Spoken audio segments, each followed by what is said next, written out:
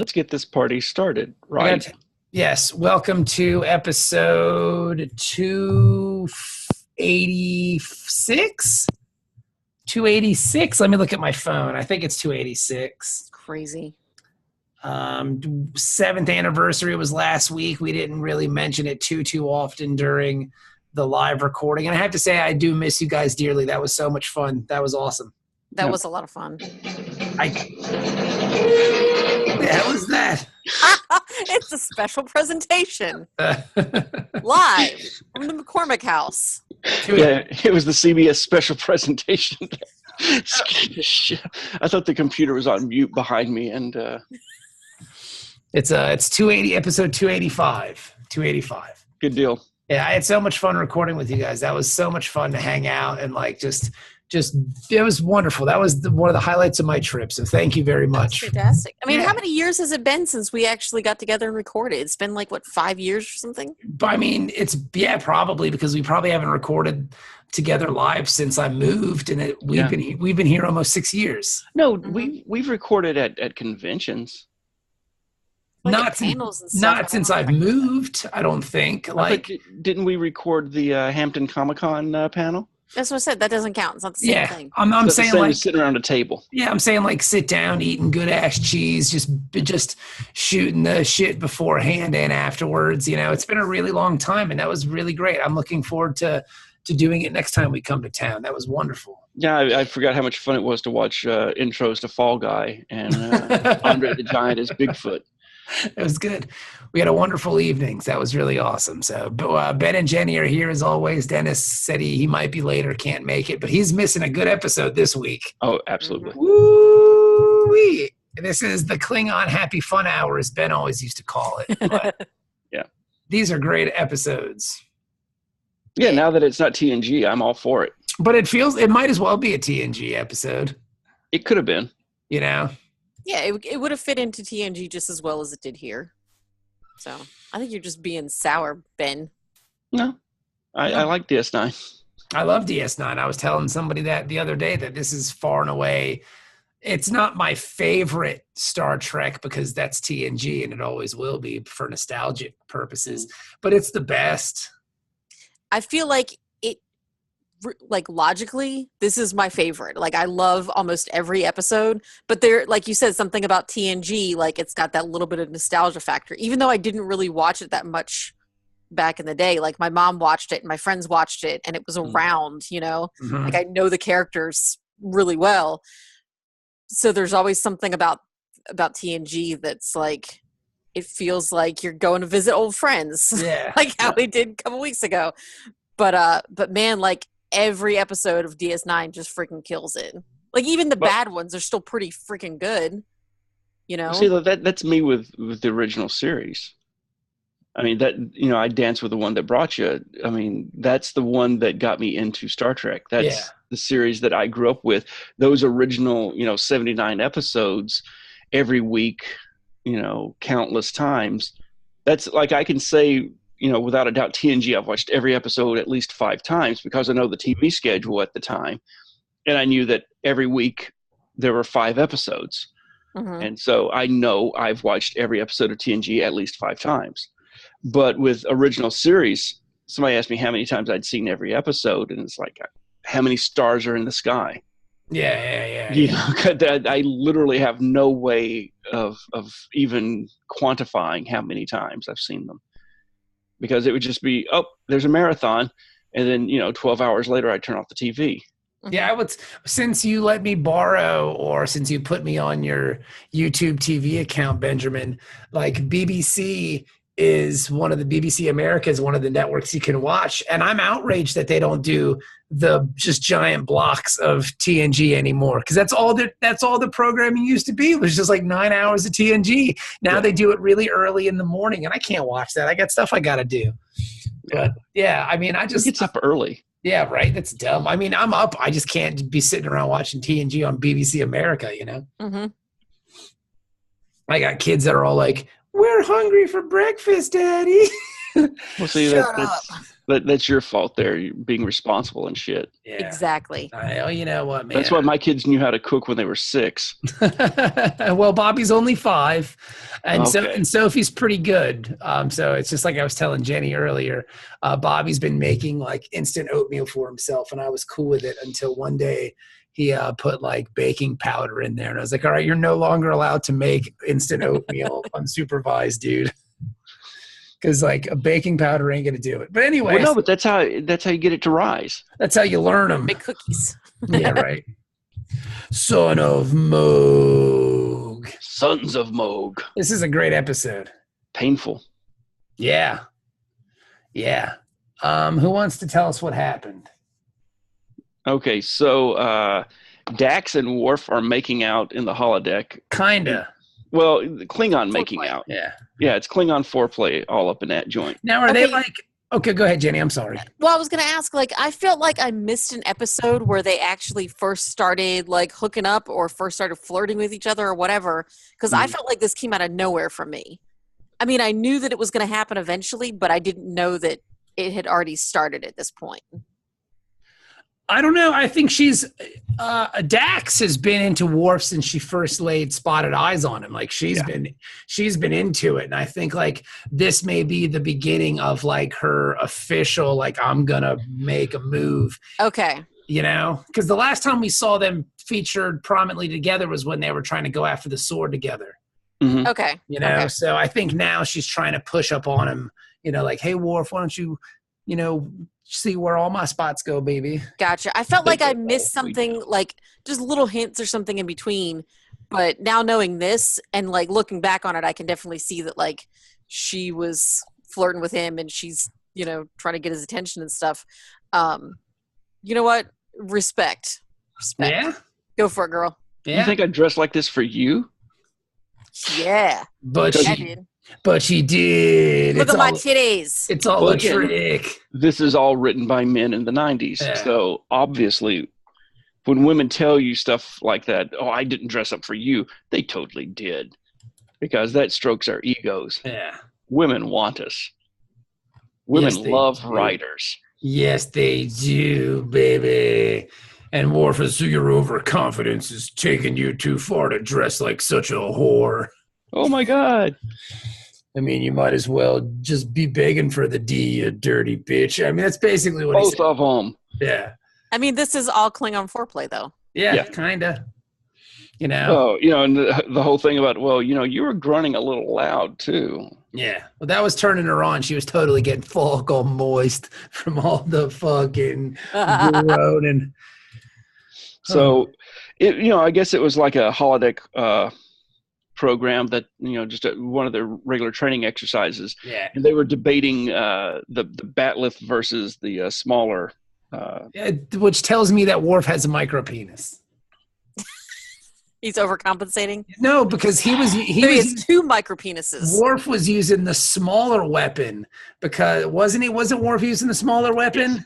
Yes. So Worf is basically saying like, look, if we do indeed fuck, I've got a small weapon.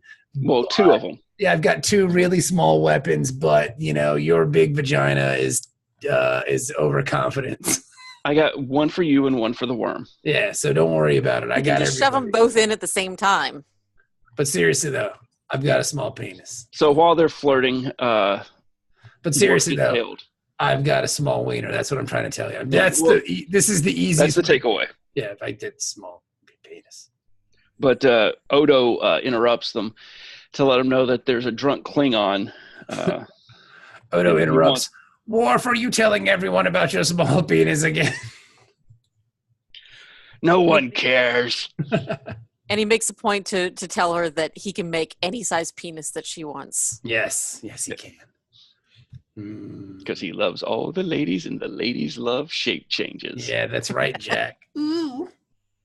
So, turns out that it's Kern, Worf's brother, that we back from TNG. I think we first. Yeah, met. we haven't seen Kern in quite some time. Played by Mr. Tony Todd, yes. whose voice is just as soon as you hear him. And it takes a new level for me because since his time on TNG and Candyman and and 1,000 other things, I'm sure. He's one of the featured actors in Prelude to Axanar, that Trek film that got sued. Oh, okay. That's pretty cool. He's one of the admirals. Huh. And then the other thing is he did the voice for Zoom. Look, Jenny and I both went, on Flash season 2. Oh, and in Lego DC Comics, he's Darkseid. Uh-huh. Huh. All right. So I still remember Zoom holding up Flash in front of the police department after he's beaten him and broken him and just drug him like a ragdoll through the streets at super speed. And then he just holds up Flash's broken body and goes, with that Tony Todd voice, "This is your hero," Yeah. And it's just like his voice adds a layer of either creepy or intimidating to every role he plays. I will say I think the Klingons are doing their race a general disservice by just being warriors, because they could do and make a really great living as just voice actors. Yeah. Like, they're all kind of fooling themselves. Like, war is only going to get you but so far, man. Like, get into voiceovers. Like, that's where the money is, man. Like, you can make so much. You could buy the whole Federation with all the money you'd be making from voice work. I mean, you'll be swimming in Latinum. Yeah, like, dude, you guys are really just wasting your time, man. Because Worf's got a cool voice, and Tony Todd has a cool voice, and spoilers, the Klingon they bring in at the end of the episode has a fucking sweet voice. Like, Klingons just have awesome voies. Yeah, well, it's all those holodeck video games. Somebody's got to do the voices. So. Yeah, it's all. Yeah, exactly, Jenny. Exactly. Like, the computer can't voice all. What's her name? Major Barrett or whatever. Majel, or however you pronounce it. Majel? Yeah, Majel Barrett can't do all the voices. We need some Klingon voices. It was awesome. Yeah. So he takes him back to his quarters to let him, sober up, whatever. Apparently, I guess he hasn't seen him or heard from him in like 4 months. And from the previous episodes, we know when Worf refused to help Gowron. Yeah.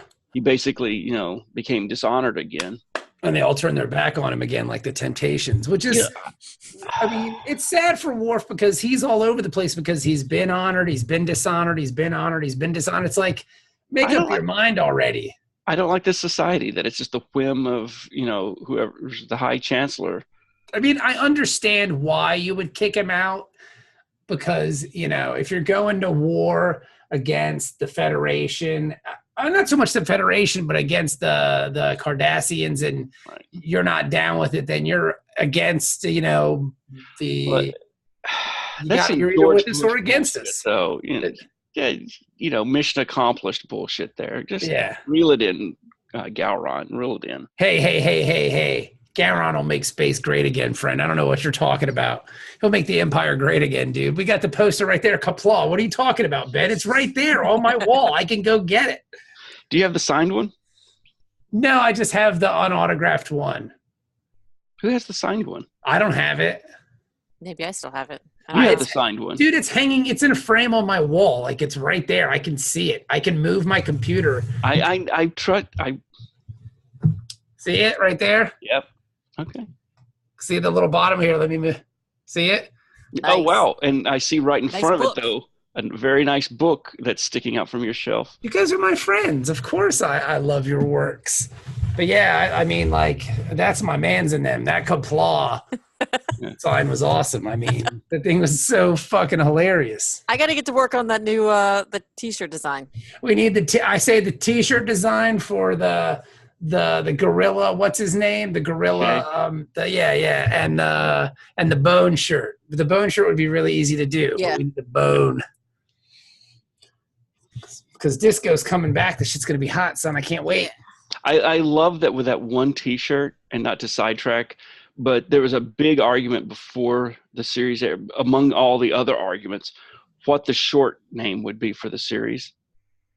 And so, there's STTNG, there's STDS9, and then there's like there was, I guess, an argument where the studio said that Voyager is VGR. But I always thought Voyager was just VOY. That's what I've always thought, and that's what all the fans I knew thought. Enterprise is ENT. So when Discovery was coming out, there was the argument if it was going to be STD, or ST:DIS, for Discovery, DIS, or if it was going to be DSC for Discovery. Mm-hmm. And so that was in the studio, I think, was saying it was, DSC is what the official thing's going to be. As soon as they were running with those T-shirts on and it said disco, everywhere I go from then on, I see Star Trek Disco. Yeah, it's disco. Did you watch Disco this week? Yeah. So I love when it organically happens like that. Mm-hmm. That's the way it's supposed to be. Yeah, that's what we call it. We call it disco. It's disco. Yeah, every week. But the people not at the disco was Kern, because he's here to get Worf to restore his honor. Yeah, and there's only one way to do that. Yeah. Well, you either die in battle or you go through this ancient ancient Klingon rite of Mogh. Yes. And so now, why does Worf have to kill him? Because he's his family member? Because he took away his honor? That's what I was trying. Is it a family member thing? Well, you got to think. Remember back when Worf was he had his back broken. Yeah. So he wasn't going to be able to walk again, and he tried to get his son to do it. Yeah. And so I'm thinking it would be family member, and since Worf is the older brother, it would be like his responsibility since he's the oldest. That makes sense. That makes sense. Mm-hmm. But since he's also the one who dishonored the family, it would be like, well, does that really work? Because he honored by the dishonored. He bred dishonor to your clan, man. Yeah, the whole family name is mud right now. Yeah, it's in the toilet because of you. But so there's some back and forth about that. But I guess he's going to get high first. Yeah, they got to get high first. Got to get high. Now, well, I mean, if you're gonna sacrificially kill a family member, you got to get pretty fucking stoned. Yeah. That's how I do it. Yeah, I mean, that's a lot. Like, if my wife was like, "Hey, I need you to kill me because our family doesn't have any honor," I'd be like, "Well, I need to get real high first before I even consider doing something like that." Because right now, it doesn't sound like a swell idea at all. Well, before we even get into token up with the Klingons, we go to the B story. And the B story, we've got O'Brien and Major Kira coming back from some, check of inspection tour of the Bajoran colonies that are near the Cardassian border. Yeah. And so they're in a runabout zipping along, and all of a sudden they pick up a explosion off in the distance. Let me ask you a question. Mm-hmm. Did it seem to you that before the explosion happened, O'Brien was trying to ask her out? No, I think that the reason she slept so well is the railing that he gave her beforehand. What the fuck? You think he was crushing it? He smashed that, as the kids say. Yeah, really? I believe so, and that's why she's like, "Oh, I never sleep that good on the station." Yeah. Do you think she's because what do you say? She's really that bored? No, she's not that. I mean, I don't think I think he was trying to. It's a long trip. He was trying to summon up the courage to ask her out because, I mean, if you got that handsome Canadian, powerful Bajoran dude or O'Brien, I mean, come on. Yeah, but in the Navy, we used to have a thing called the underway 10. Come on. What's that? Oh. So you might be a 5 in port. Okay. But underway, when the choices are very narrowed and limited, you suddenly become a 10. Oh, okay. Yeah, so underway 10s. He might have roofied her too. No, O'Brien doesn't seem like that kind of guy, man. You think so? No. He's Irish. He'll just get her drunk. Yeah. Fuck a roofie. It's like, let's go the get Irish her roofie. The Irish roofie is a gallon and a half of Guinness. Yeah. I don't think. And Kira, I mean, let's be honest, man. She's DTF. But O'Brien is out of O'Brien's under her pay grade, if you catch what I'm saying. She likes she likes them powerful men. And he's senior enlisted, but he's still enlisted. He's not an officer. He's not even. No, there's no way he would ever be in command of anything. Yeah, she ain't going after that. That guy's a chump stand. He's not even he couldn't. He doesn't even rank with a gull. Yeah, he's a loser. Yeah. Damn. She ain't got no time for that. She needs that important D up in her veg. Yeah, but dick is dick. But not when you're now. I mean, because she's getting it on the regular now because she's totally with homeboy. Yeah, we don't know how long this flight was. I mean, it was 7 hours, they said. That's a long time. No, she slept for 7 hours. Yeah, but I mean, you're don't know how saying long that it was like before that. It could have been a few days. So you're saying that because they're they're in different area codes, like she's ludicrous. Two states, one ocean. I've got Is that the rule? The rule. Well, for some people, they get to do the 2 states, 1 ocean, unless it's predetermined that nothing on planet Earth. So okay. I still think I don't know, man. I don't think O'Brien's got a shot. No, honestly, I just think he wasn't even trying to build up the courage to ask her out. That was just camaraderie. Where she's like, "Oh, I never sleep like this at home," and he's like, "Oh, maybe it's the company." Ha ha ha. But then he says, "Hey, why don't you when you get back to the station?" Because she says something about like, "Oh, I'd even eat at Quark's," and she's like, "Oh, I wouldn't do that." But before you go doing that, why don't you? And then the ship came into the explosion happened. Well, he was probably going to ask her to come over and hang out with him and Keiko and Molly. Why don't you come over and eat my wife's snatch? Because I've met your parallel world self, and your mirror self would totally be down for that. Uh-huh. So I'm just putting it out there. You should be. He'll do it. It's in you somewhere. There's a good chance. Yeah. Is it fair to chance? You should be more like other Kira, not this Kira, is what I'm saying. I mean, if that's a thing that you might be, I don't know. Just put it out there. Yeah. Just do it. Does he does not. It's not that bad. I used to get to do it all the time. Back when Keiko wasn't such a fucking loud whore. Anyway, he does that. Yep. So there's explosion. They decide to go investigate because, the tachyon burst, blah, blah, blah, comes across like a cloaked ship may have exploded. But while they're investigating, Bird of Prey decloaks right in front of them. Is like, hey, nothing to see here. We're just, doing some legal shit, and y'all need to leave. Always tell when nothing suspicious is going on is when, like, a Bird of Prey decloaks and says, nothing to see here, move along. And you need to go because I'm going to walk towards you doing this, waving my arms, and if you get hit, it's your fault, not mine. Look, I'm telling you, there's nothing going on here. But seriously, nothing is going on. Yeah, nothing. No, you guys can just, pay no attention to this explosion behind the curtain. But we are going to point our disruptors at you right now. Just in case, though. But there's nothing going on. If I shoot you, it's for your own protection. If I shoot you, it's your fault. Because I was shooting in front of me. You happened to be in front of me because you didn't move when I warned you. We told you to leave, but you decided against it. So that's your fault, right? Yeah. So they leave, but they're scanning the whole way. And, it's like, okay, let's get as much, scanned of this as we can. So then we're back on the A story. And what an A story it is.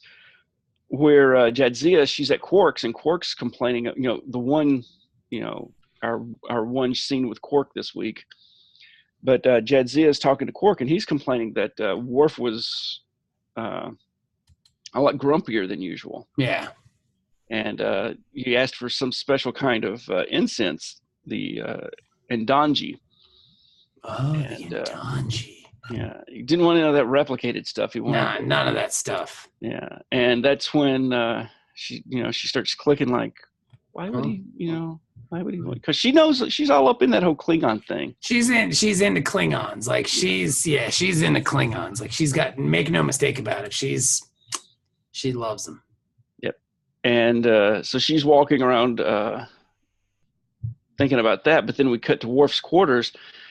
And that's when we see Worf and Kern lighting up the incense and going through the ritual. Mm-hmm. But then we have, Dax runs into Odo. And like, hey, who was that drunk Klingon earlier? Oh, it's Worf's brother. And that's when she starts clicking it all together, what's going on. They, run to the quarters just as Kern hits the floor after... Worf stabs him in the chest. Yeah, and my favorite part of the whole episode was when Worf says, "This is a private matter. There's nothing to see here." He's got a bloody dagger in his hand, and there's a dead guy laying on the ground. Like, like that. I literally laughed. I almost spit like cereal all over the place because for just the line, "There's nothing to see here." Like, is this the Klingon maneuver to just have something blatantly go wrong? There's an explosion. There's a dead guy on the floor. Nothing to see here. This Nothing is a personal matter. Private matter. Move along, citizen. Klingon business. Dude, it was fucking hilarious. I'm going to start swinging this dagger, and if you're in the way. But my thing was, well, one, we get to see the grotesque Klingon chest. Yeah, that was weird. And it looks like, though, it's made to receive a knife. Yeah. Because you have your chest vagina built in. Yeah. It's like stab here. I'm like the bony ridges come up and then form a receptacle for dagger. Do you not have a chest vagina, Ben? No. I don't have a chest vagina either. That's like a perfect. I'm getting one here. Oh. I hold my neck. Yeah, I totally don't have one either. Yeah, I don't have a chest vagina. I know what Jenny's talking about.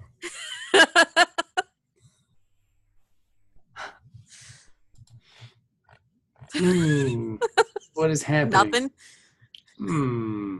Nothing. But yeah, no, I don't have Jenny. But Jenny, I don't think your chest vagina is created for taking knives to the chest. Well, stabbing. Yes. Yeah, stabbing maybe. Yeah. Captain stabbing, if you catch my drift. Yeah. Isn't it more of a sword maybe, but not a knife. A flesh sword, if you will. Exactly. Yeah. A flesh saber, one might say. Totes my goats. While the chest vagina is not a bony extrusion, it is receptive to bonies. But anyway.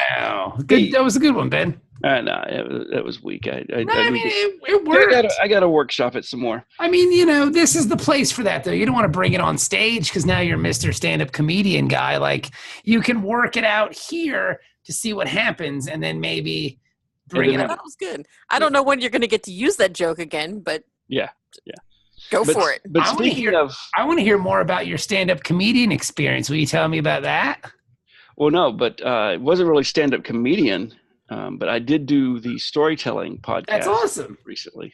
No, but I saw a picture of you on stage holding like a microphone. Was that another one of the stories? No, that's the more recent one. So I did the one back in, gosh, it was probably like January. January, I think. Yeah. It was. Yeah, it actually was. It was this because it was the anniversary of me quitting smoking. Oh, that's cool. Which was kind of cool. But so we recorded that, and that was the storytelling. They usually have like 4 or 5 storytellers come in, and I was one of them. And then they each have a theme. Like that one was smell. Yep. And now this time the theme was sound. All right. And so I did a story about sound. What was your sound story?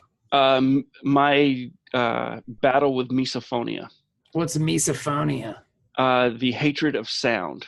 Oh, okay. Like mouth noise and chewing and stuff. That's my wife. Yeah, she has that. She gets really annoyed about that shit.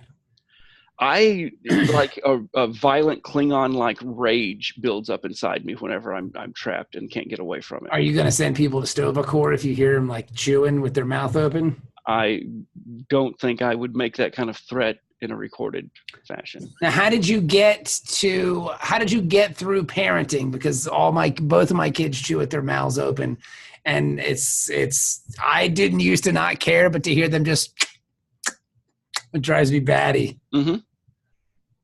And there was a lot of emotional mornings. And yeah. Now, is it like soften somewhat when there's other noises in the room, like say if the TV's on and if I can get like enough background noise, but if it's just me and another person sitting eating an apple, perhaps. That's fucking Tom. But that's one of those painful things that yeah, like a quiet room. Like if I can have the TV on or something, like I'll put headphones on and like blast or something. And something I have discovered though recently, because I wear headphones a lot more now. I can trigger myself if I'm eating and I had headphones on. Yeah. Like if I'm at the gym and I'm wearing headphones and I'm chewing gum, it gets really loud, and I'm like, oh man, that's really loud. Yeah, it's like it echoes in your head. Yes. So I don't do that too often now.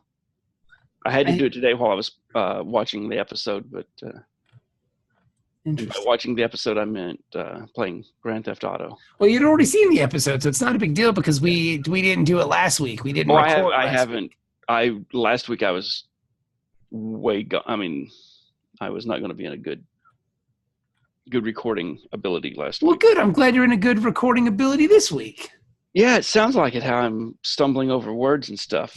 But it sounds like. But I mean, I'm not. I mean, I don't care. It's not a big deal. This isn't the 6 o'clock news, Ben. I mean, this is a podcast talking about dead Klingon found in security chief's quarters. News at 11. Well, to be fair, he wasn't dead. He was just more. I'm not dead yet. I'm getting better. He's mostly dead. But so yeah, quick on our feet. Dax immediately jumps on top of him and beams him and her to sickbay. I thought this was kind of bullshit that they interfered with this sacred ritual. Yeah, but I mean, I get that it's Starfleet, and they're kind of under Starfleet's house rules, but it's bullshit. I mean, this is their culture, and they're just saying, you know what? No, you can't do this. You know, Worf is never going to make captain because there are 2 big marks in his record where he has intentionally killed another Klingon. Yeah, because you think back to when Gowron became Chancellor. He had the fight with Duras. Yeah. And he killed him. And Picard, pretty much gave him the same speech that Sisko gives him tonight. It's really not working, though, because, I mean, he's still going around killing people. So, I mean, it's not a big deal. But it's one of those things. I mean, Sisko was, very irritated. That's being easy. He was. I haven't seen him this angry in a really long time. I'm all about diversity, but I have limits. You have taken this too far. I have a limit, and you found it. My limit is stabbing another human being in the chest my state. Sir, he's Klingon. Still attempted murder. He actually called it premeditated murder. Yeah. Attempted to commit premeditated murder. And I guess it would be, though, wasn't it? I mean, technically, it's a ritualistic killing. So, I mean, in the Federation, it's an internal matter. This is a private There's nothing affair. to see here. It's a private matter. If I want to kill my wife was like, well, what's he going to do with the body if he died? And I was like, yeah, what was he going to do with the body if he died? I mean, you're premeditated, but not premeditated enough. Are you going to shove him in, chop him up and put him in the replicator? Yeah, what are you going to do with him at that point? How are you going to move him? It's like Deep Space Nine Psycho, or he puts on the plastic suit and it's going to chainsaw him up, and then all that happens. No, he's just going to put his arm around him like Weekend at Bernie's. Yeah, that'd be cool.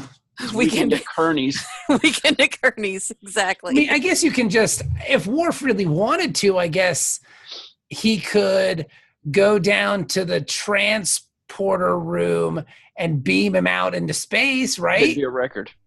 Yeah, there'd be a record. What did you beam out? Oh, I had a really smelly dump in my bathroom. Well, yeah, but we look at the logs, and it was a dead Klingon. What the fuck? But I mean, Worf is also smart enough to know that he could probably smudge that log, right? Yeah, but O'Brien is. I mean, not only is he a good engineer, he specifically was the transporter chief. All right, well then I guess we'd have to kill O'Brien too, then, and then send him on out blackmail there. O'Brien. Yeah. No, you get O'Brien to help you because you boys from the Enterprise. Yeah, and you say, look, well, they never really liked each other. They didn't get along. So what Worf will say? Maybe they do like a strangers on a train sort of thing. He helps him, and then he kills Keiko. Beam her out into space too. Jenny is in my head because that's exactly what I was going to say. He's like, look, I'll kill your wife now. And like, that sounds like a great plan. Go kill her. Yeah, oh yeah. Here's the room key. Oh, you just go up in my quarters, and she's usually had a pint or two by this time, and you just give her her nightly due, which is that little sharp, pointy thing you got there. Make it hurt, buddy.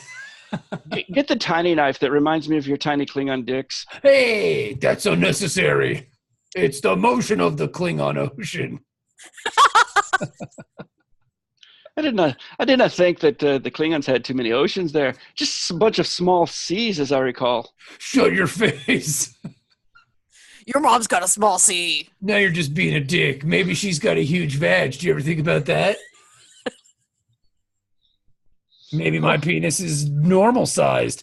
Maybe her vag is just gigantic, you dickhead. No, the rest of us hit that on the Enterprise. Anyway.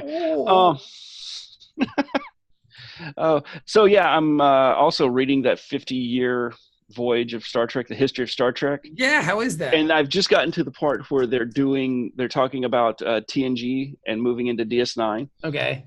It's very painful with the pronunciations, because these aren't characters, these aren't actors that they, from the series. These are professional book narrators and they've gotten several different people, so it's not just the same voice. Okay. So when you're doing interviews with different people, it's the same person, like the person who does Roddenberry's voice or readings. Oh, okay. It's the same voice that always does Roddenberry throughout the book. Okay, it's not his son though. Right. But they do have interviews with him, but it's someone reading those interviews because it's just, professional book narration. Yeah. Well, the problem with that, though, is I don't think they had a good editor because, what was it? Lieutenant Ilea, the motion picture, is Lieutenant Ilya. Oh, that's weird. Okay. Keiko has become Kiko. Wow. Just do some basic research, though, on this one, right? How are you missing up, Kiko? Especially when all of these names are on television. It's not like there's no way to know. And okay, so here's the other thing though. The guy who wrote the book, or the co-author of the book, is Mark Altman. Okay. Right, who wrote one of my favorite movies, Free Enterprise. It had the two guys who were like super nerd, Star Trek fans. They meet William Shatner at a bookstore, and he wants, he'll give them access to him if they help him with this weird Julius Caesar music video thing that he's doing. It's weird. Yeah, it was over the top Shatner, and it was great. It had the guy from Will and Grace in it. Okay. First times I'd ever seen him. But anyway, so the guy who wrote that movie, and it's kind of based on his real life kind of thing. On Shatner? Well, Mark Altman. Okay. I thought the Free Enterprise thing and meeting Shatner and stuff. And this movie is the result of whatever. Well, the problem with that is that with him to be such a super Star Trek fan, it would have driven me crazy, when I hear the narration of my book, to have somebody pronounce it, Lieutenant Ilya and Kiko O'Brien. I mean, this is basic stuff, dude. Come on, figure this out. And there's a lot, and those are just the two big ones. I mean, there's a lot of other, and just little things like Dorf. Dorf was the Klingon on Star Trek: Thy Next Generation. Yeah. Well, I mean, they get Odo's real name wrong. Captain Picard. That was one of them. Picard. Captain Picard on the USS Enterprise. It was and it's just enough, it doesn't happen every time, but it's just they're spaced out every half hour or so in the book. And it's Lieutenant Commander William Rieger. Like Rieger's Island. Yeah, Rieger's Island, just like that. I think my favorite is Gordy. Yeah. They pronounced Geordi wrong. Oh, wow, really? Yeah, Geordi LaForge. Gordy LaGeorge. Well, no, there was a guy who, I guess he had cerebral palsy, and he would go to conventions all the time. And his name was George LaForge. Oh, okay. And that's actually who they named that's Geordi nice. LaForge after. Okay. as like an homage. I think he passed away before the series started or something, but it was one of those things where everybody involved in the production was like, oh yeah, we got to, absolutely do that. That's cool. That's really nice. That was nice. That was nice. That was nice of them. He's such a nice person. What a wonderful guy. And speaking of which, I'm just now in the section where they're talking about how Worf wasn't supposed to be a full-time character. Worf was not supposed to be a Klingon. He was a... Well, he was going to be a Klingon. Okay. But, originally Roddenberry was dead set against it. He didn't think Klingons on the bridge would work. I love how after the fact, against the most dynamic and coolest part of the show, because you're watching, you're like, why is there a Klingon there, and why doesn't anybody care? Well, the reason he becomes the most dynamic person in the show, and the character that, looking at him tonight and to see where he came from, the character growth. Yeah. A big part of that was because Roddenberry had this rule that, we're humans are past all this internal conflict. We have peace and we're blah, blah, blah, utopia on Earth. Yeah. Right. And all that crap. And so the crew members can never fight amongst themselves. Which is stupid. Yeah. It's like, well, how do you have drama? What the fuck? And the way the writers found that they could get around it were to have Klingon stories. Yeah. Because it's like, okay, yeah, humans have evolved past this and we'll judge the Klingons, but the Klingons haven't gotten past it. Interesting. So let's do another Worf story. Oh, in this episode, Worf does this. Oh, in this episode, Worf deals with this. And they're like, why is Worf in every episode? Because he's the only interesting character. Yeah. And then that's how it became the Happy Klingon Hour. Oh, and I was totally okay with that. I am now that he's on DS9. He's great on DS9. But what's the difference between DS9 and TNG? Why don't you like those, but you like these? Well, because they sold me one thing. To Ben, that's why. Yeah, that's ultimately. You know what? I respect that. At least if you can admit that and just say, I don't know, that's just how it is. It's just, that was the one, that was my first Star Trek. That was the replacement Trek from, that took away my childhood Trek. I totally am at a point in my life where I'm finally moving past, and I think Discovery was my zit bursting, where it was just like I finally had an opportunity to reflect on myself as a new Trek happened. Okay. I still hate the J.J. Abrams crap. That'll always, that's rubbish. But to watch Discovery and to all the shit that's coming into it, like leading up to it, and then to actually see it and fall in love with it the way I did. Well, that's because it's really good television. Well, yeah, but I hated TNG. When it first came out, that's because you were young and dumb and full of cum. Well, yeah, but you have to grow. And if I'm still making the same arguments about Discovery before it came out, that's not growth. That's just you being a kilt guy. Exactly, but I didn't like TNG until probably third season, right? I didn't like DS9 until 30 years later.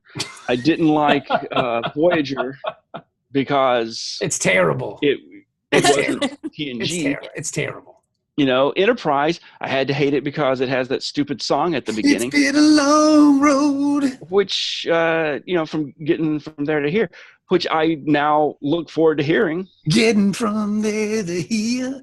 I hated Brandon Routh's Superman costume until I got stuck with Henry Cavill's. Back to Enterprise, I will say doing an entire 24 episode season arc was kind of dumb, because if you're not into it, you're just not into it, and there's no place to get off and get back on. Like, do 12, do a 12, do 2 12s. Well, yeah, but look at DS9 though. Because they changed the way television told stories. They did, but they didn't have like a season-long arc of 24 episodes. You'd have, filler episodes. Yeah, you'd have a decompression episode, or like you tell a three. The story's there. Yeah, but it's not like every week like 24 was. Miss one episode and you're out. Because I was trying to, that's what happened to me when I was watching Enterprise on Heroes and Icons. Like, I would turn, I was like, what the fuck is going on here? Wait, they're at war now? Yeah, they're at war, and like they keep going back to this really shady, like looking conference room that reminds me of like what's the movie with Slim Pickens when he's riding the bomb? Not fail-safe. Dr. Strangelove. Yeah, that's what I kept, like, why are they in some alien Dr. Strangelove room? What is happening here? And so, like, I just kind of went, I don't really. There's no fighting in the war room. Yeah, I don't really give a shit about this. So, yeah, so it can backfire because it's too much. But I think the way Deep Space Nine does it is wonderful because, again, you can have a 3-episode arc, then you take a decompression-ish episode, and then you have an episode like this that's a callback where it's like, well, you chose the Federation over the Klingon Empire, and now you got to kill me with this big knife in the chest. Yes. So Kern wakes up in infirmary. He's so mad. And he's like, you didn't fight him. You don't have the knife with you right now to finish the job. Yeah, so, are you going to slit my throat and give me the death I deserve? I mean, well, what's he expect, though? He knows his brother's a giant pussy. His brother's not a giant pussy, but his brother's just not super Klingon. And I think to another Klingon, that means he's a giant pussy. I mean, I guess you could say that. It's like, I should have known you would fuck this up. You Worf. Stupid idiot. You fuck everything Worf. else. It's like, you know what? You went with Dad to Kittimer, and he died there. So yeah. You've been a fuck up my entire life. That was your fault. You killed Dad. We're orphans because you're such a fuck up. Yeah, you dummy. And so I had to grow up at the housekeeper's house. Stupid, not letting Dad die honorably. You're not going to go to Stovacor. No way. You're going to go to the bad Klingon place. I will say, when I die, I hope I go to Stovacor. Like, I get to cross the River of Blood. Like, I'm not trying to sound like a weirdo or whatever, but whatever religion Klingon is, I'm that, because it sounds so fucking awesome. Well, I mean, I love, though, just right out the gate, it's like, hey, tell me about the Klingon gods, and it's like, no Klingon gods. We killed them all. Yeah, that's amazing. And then, like, the idea of going over the River of Blood to Stovacor, that sounds like the coolest shit in the whole wide world. So when I die, that's what I hope happens. I hope I get to go to Stovacor over the River of Blood. Got my fingers crossed for you, Bob. Thanks, Jenny. You know what? I really appreciate that, man. It's really awesome. I read a sci-fi, but I don't know if it's sci-fi, but I can't recall, sci-fi fan, whatever. But basically the idea is that when you die, whatever the predominant religion is, you are, that's the afterlife you go to. So like all the afterlives are in that other plane of existence. But like if you die in the Western world, you go to the Western world's version of the afterlife, which is heaven and clouds and pearly gates and shit. So you're saying, Lulu, I'm going to get to die and go to Stovacor as if go to Klingon. I'm in the Beta Quadrant? No, if you go to Kronos. It's only going to happen if I'm on Klingon homeworld? That would be it. Mm-hmm. Or if you go to Scandinavia. Oh, man. You get Valhalla. I don't want to have to do that. I just want to go there. But, it's not like tourist season or something. You don't get to – it's like, oh, I want to do part of my afterlife in Stovacor. No, I just want to go to Stovacor because it sounds awesome. It's not how it works, Bob. There's a fraternity. The afterlife. The afterlife of blood. The afterlife is very racist. That's stupid. Yeah, well, so are Klingons, but there's a river of blood, though. That's pretty awesome.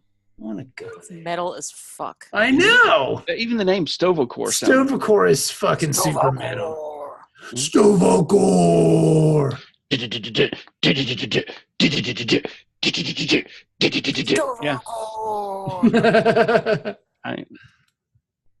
I totally want to go there. Like, that's where I want to be. It's like Metallica, like old school pre-sellout Metallica, just blasting all the time. Just go into fucking Stovacor.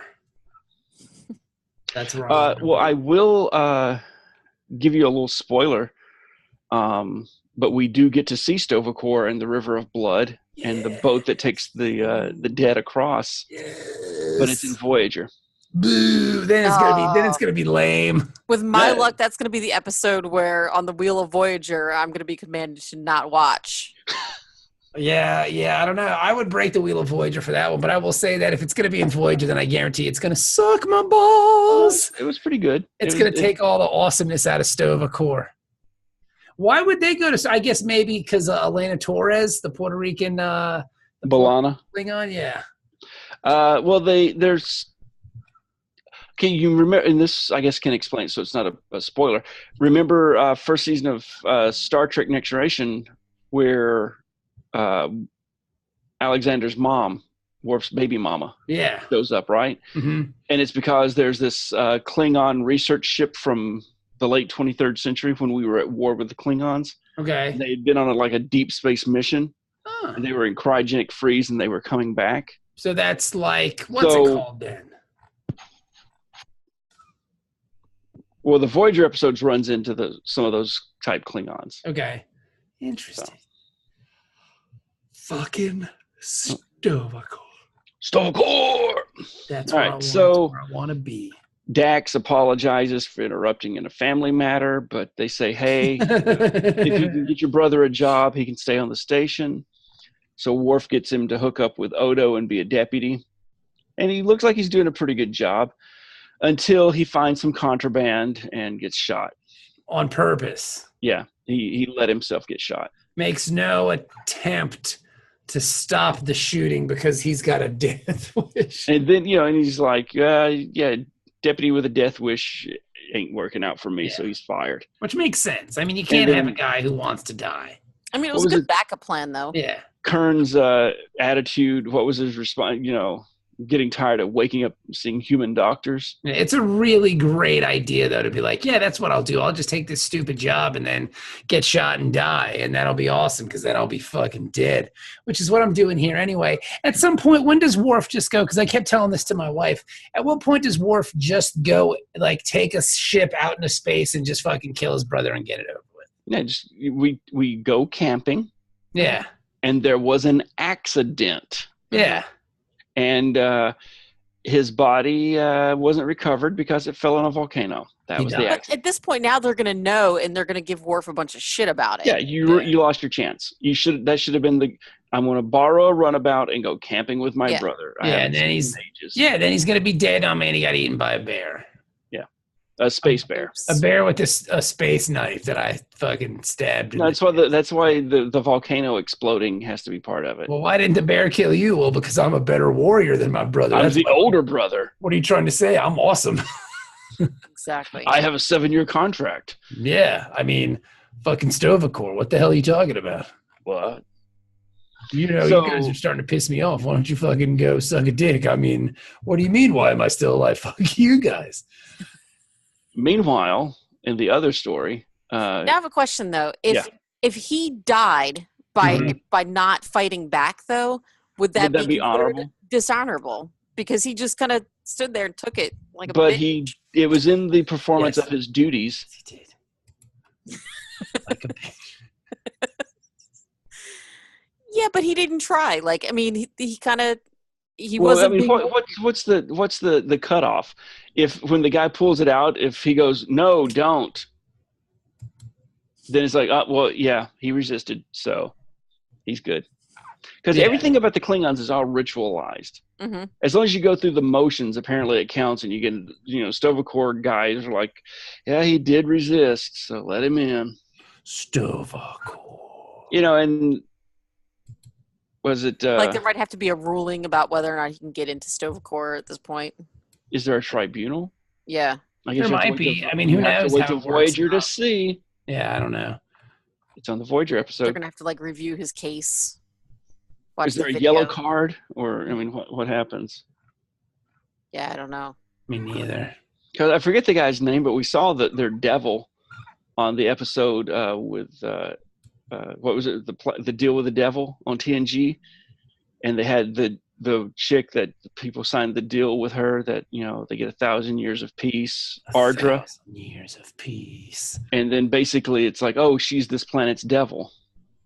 And I saw that. The contract. That's weird. That episode was on just the other day. And one of the things she goes, oh, I've been known by many forms, and she starts going through, and one of them was the Klingon version of the devil. Yeah. Okay. When you go to the not Stovacor. Not Stovacor. Which I can't remember the name of, and I'm sure someone would tell me, but I don't really care because it's Klingons. I'd really like to think that the Klingon version of hell is actually our heaven. Like it's actually just clouds and the pearly gates and there's fluffy kittens. No, it's not actually. You go to not Stovacor. You get a kitten. No, I don't want a kitten. And you have a soft bed. No, that's the worst. You have friends who respect you. No. God, why do you keep doing this to me? It's just terrible. You're really... And listen, there's some Barry Manilow playing 24/7. God. I mean, I don't know what Barry Manilow, though. I don't really mind him. Copacabana. That's it. I mean, I don't think I could listen to that song for the rest of my life. On repeat. Yeah, that's kind of terrible. That's it. Just that one song. Never mind. Copacabana. Please stop it. Just that much is enough to trigger. It's all right. Now, You know what? I take back everything I said. I take back. You're right. You're right. It's pretty bad in Stovacor, not. Stovacor. So meanwhile, they've taken Cisco sent O'Brien and Kira back out, but this time in the Defiant. And if the Klingons have a problem, tell them we're doing our own military exercises. We're doing our own stuff out here. We're walking with our phasers firing in front of us, and if you get in our way, that's your fault. And they've been watching it, and they, as they're scanning, they see that it seems like there's a lot of cloaked traffic going through this area in the last 24 hours.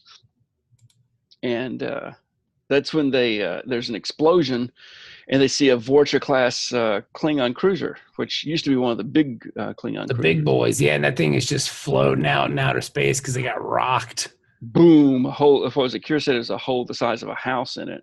Yeah, but I don't know how big a house is. Like, how big is a space what's house? a Bajoran house? Yeah, because a Bajoran house doesn't sound that impressive because I've seen those and they're not. We saw the farmhouse where Shakar came from. Not impressive. Yeah. It's like the one big room up front. They've kind of like the living room kitchen combo kind of bleeds together. Unimpressive. Like apartment. Yeah, not impressed. It's definitely an efficiency. Yeah. Mm-hmm. You got maybe like 1,000 square feet if you're lucky. So I'm not thinking, maybe it's not. So the Klingons are like, hey, we really need a tow. Well, actually, they're like, hey, can we use your medical facilities? And they're like, yeah, we ain't got all that shit. So then it's like, well, we can tow you back to the station. And it's like, hold on. So he checks with whatever. And then they're like, yeah, you can tow us back to the station. So while they're doing that,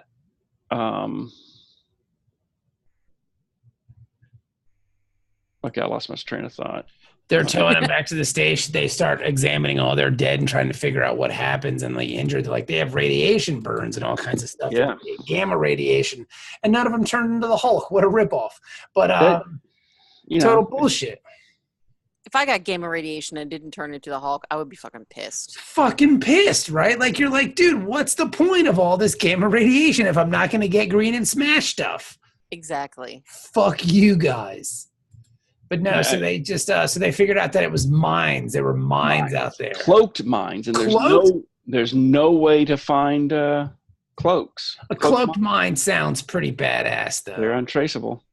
It's untraceable, and they're also so they're just basically cloaking or cloak mines, just putting a minefield around the entire Bajoran station system. Yeah, and that's clearly an act of war. Yeah, and when the war starts, it's like, hey, boom, the mines are active, and you go boom. So in order to find them, it's like, well, you got to go. We got to figure out how to do this, and that's when Worf comes up with a plan for him and his brother. And his brother's like, "Fuck you, dude! I'm not doing that. I'm not going to sell out the goddamn Empire. You're a fucking idiot. Fuck you and the horse you rode in on, you dumb shit." Giant pussy. Why do you have to be such a giant pussy? So they get some makeup, so they look all battle scarred. Yeah. And was it battle scarred Galactica, perhaps?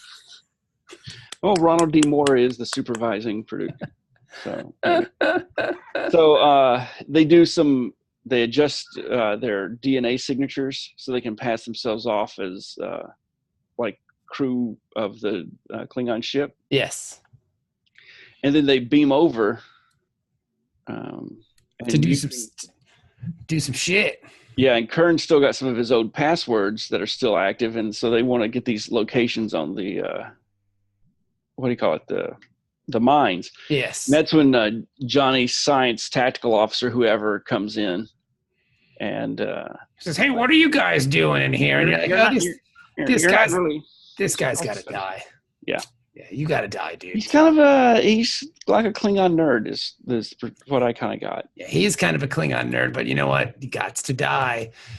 Yeah. So, Kern is saying, hey, we're doing a diagnostic, and Worf is like, says he's some commander and that the lieutenant, doesn't, who the fuck are you to ask? And then he's like, okay, yeah. And he's about to leave. And then Kern pulls out his disruptor and kills the guy. Yeah, well, it's fun to see like how the Klingon hierarchy works on a ship. It's just basically you're just snapping back at guys. Like you just make fun. Yo, mama's so fat she broke a leg and gravy came out. All right, cool. You're clearly the ranking official here. And he just like is going to leave because like he just kind of sassed him. It's just like a sassy contest. Who can ever be more sassy is going to do the job. It's kind of like podcasting. Yeah, basically, So he just outsasses him. He's like, "You're not fit to clean my quarters, you dick fur."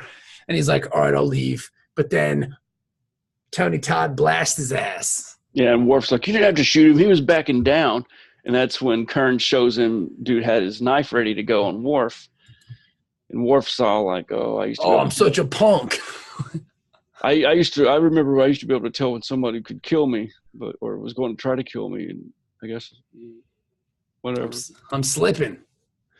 And then they get the information they need and they blow up the mines. And then and I like how they basically, when they go back out there to blow up the mines, Kira's like, "Hey, anybody out there, we're going to blow up the mines." And then she blows one of them up. So it's like, hey, she knew how to blow that one up. Yeah. And nothing happens. So then she blows them all up at the same time. What about this one? And that's when everybody's like, "Oh shit!" And you see all the Klingon birds of prey and destroyers and stuff, turning and bailing out of there, heading back toward Kronos. Kronos, the Klingon homeworld. Meanwhile, Worf comes home and there's Kern, drunk off his ass, contemplating suicide. He's got the blaster. Klingons are for a warrior people who pride themselves on honor, they're very melodramatic. Mm-hmm. Like, so much of like the just Worf pining about living in two worlds and yada, yada, yada. And this guy with all his dramatic speeches of what did he say after he killed the one guy? He's like, "And now my honor is dead as well," or something along those lines. It's like, you guys are so fucking dramatical, man, Like the 15-year-old wannabe poets or something. Yeah. But the thing is, the poetry is not great, but it works because the voices. Like if Tony Todd had like a much higher voice like this, he'd be like, "And now my honor's dead too." You'd be like, this guy's a fucking dumbass. But since he sounds all cool, you're like, "Oh, word, that's real profound." That's deep shit right there. Yeah, that's metal. Yeah, that's metal as fuck. You should be able to get into Stovacore with that. Hell yeah, dude. You're getting a Stovacore, bro. Just from you have no honor, but you're badass. You're a fucking BA. But so I guess Worf and Dax have cooked up this plan to have Bashir alter Kern's appearance and his genetic signature. Yes. And then to erase his memory. Yes. Give him a new identity. Which is out of all the plans I've heard, this one might be the craziest. Yeah. Well, it's crazy enough. It just might work. It just might work, Ben. You're right. And I like how basically when you surgically alter, all you got to do is change the ridges. Basically, yeah. Yeah, so it's like same actor, nothing done to his face, just take the one prosthetic off and put the new one on. Yeah, just a new prosthetic. Like fingerprints. All the ridges are different. So you change that, it's like they changed their entire identity. There was one where I guess when Alexander was a little kid, like how our kids will do the little plaster of Paris thing and put their hands in it. They just do their foreheads. They do their foreheads. Yeah. And Worf is like, yeah, these are a warrior's ridges. Yeah. But are they? We find. Are they now? There's something. But so Worf has worked it out with this old Klingon that's a friend of his father, that he's going to take Kern and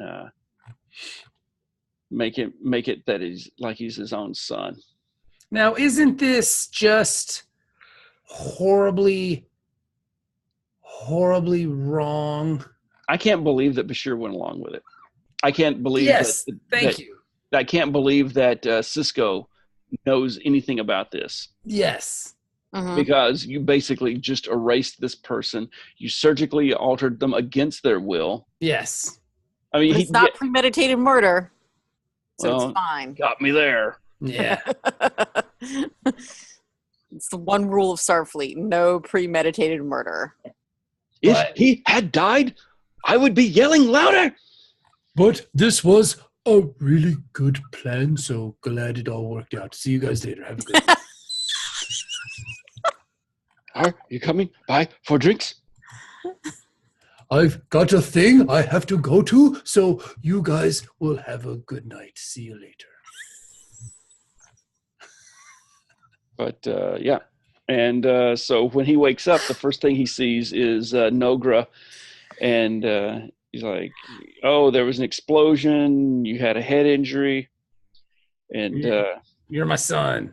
You're my son. And, we're a small but honorable house. And let's go on back home and I'll teach you everything you need to know about being my son. And as they're walking out, he sees Which is an odd thing to say to your son. Like, I'm going to teach you everything you need to know about being my son. Well, what's there to know? Like, I'm your fucking kid. Like, that's all there is, right? Like, what do you mean? Like, there's a test I have to take or something? Like a class I have to pass? We have the K levels that you have to pass and to get your Klingon certification. But anyway. So as they're walking out, though, he sees Worf and he's like, who are you? What you looking at, motherfucker? And he's like, well, I'm Worf. And he's like, are you my mommy? No, are you part of my family? And when Worf, and I didn't expect it, but when Worf said, I have no family, that shit stung. Yeah. I may have got a little right on the edge of being emotional about that, even if it was Klingons. That was some pretty... serious shit right there. Yeah, it was. I have no family. I got no family. And that's it. And then Worf kind of walks off again, pining, being sad, like just taking it to a whole other extreme because you got to be melodramatic. Yeah. I like when the Incredible Hulk music was playing as he was walking away too. Dun, dun, dun, dun. The Lonely Man. Yeah. Dun, dun, dun, dun. Yeah. And that's it. I mean, it was a great episode. Yeah. Mm-hmm. I mean, even the B story, it was kind of simple, but it was still, I thought pretty exciting. Well, the B story ties into the A story so wonderfully. Mm-hmm. And it still has ramifications. It's not just like a stupid B story where Data has a dream. It ties into man, the Klingons are really taking this offensive to a whole other level, and they may be trying to step up to the Federation at some point. What's going on here? So it's like everything always kind of has repercussions. I feel like everything on the show is very calculated, Mm-hmm.